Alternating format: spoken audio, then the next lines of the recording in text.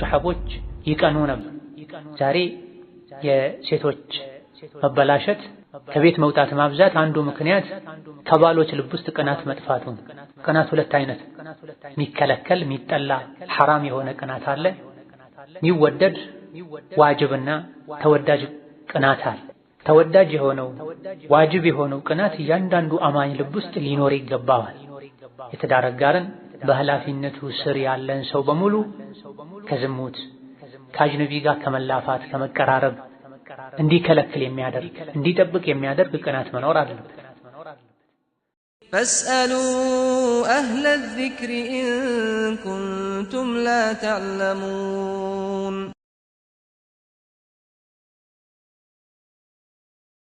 بسم الله الرحمن الرحيم. أراتني حديث باب لا تخرج المرأة من بيتها إلا بإذن زوجها فإن لم يأذن لم يجوز الخروج. لا تخرج المرأة ሴት ልጅ መውጣት እንደማትችል من بيتها كبيتها إلا بإذن زوجها ባሏን ያስፈቅዳ እንጂ فإن لم يأذن ካልፈቀደ لم يجوز الخروج መውጣት እንደማይቻል እንደማይፈቀድላት የሚያሳይ ሐዲስ የሚጠቀስበት باب نوال. عن ابن عمر رضي الله عنهما قال عبد الله بن عمر الله من كام سراچون يدلاچونا قالوا كانت امرأة لعمر لعباته عند الست ነበረችው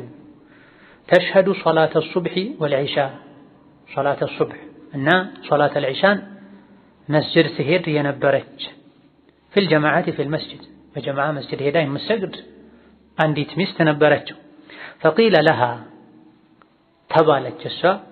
لما تخرجين ለምንድን ነው ለሶላት ወደ መስጂድ የምትሄጂው وقد تعلمين በእርግጠኝነት የምታውቂ ከመሆንሽ ጋር أن عمر يكره ذلك عمر ይሄን የሚጠላ ከመሆኑ ጋር ወየጋር የሚቀና ከመሆኑ ጋር ለምንድን ነው ፈጅርና ኢሻ ወደ መስጂድ የምትሄጂው ተብላ ተጠየቀች قالت እሷ መልስ ስትሰጥ ምን አለች وما يمنعه ታዲያ ምንድነው የሚከለክለው ዑመርን አየንሃኒ አትሂጂ ብሎ እንዳይከለክለኝ ምን ከልክሎት ነው ከጠላ ከቀና አለ قال የጠየቃት አካል አለ يمنعه قول رسول الله صلى الله عليه وسلم የነቢ ንግግር ከልክሎት ነው ምን የሚለው لا تمنعوا إماء الله يا الله ባሮች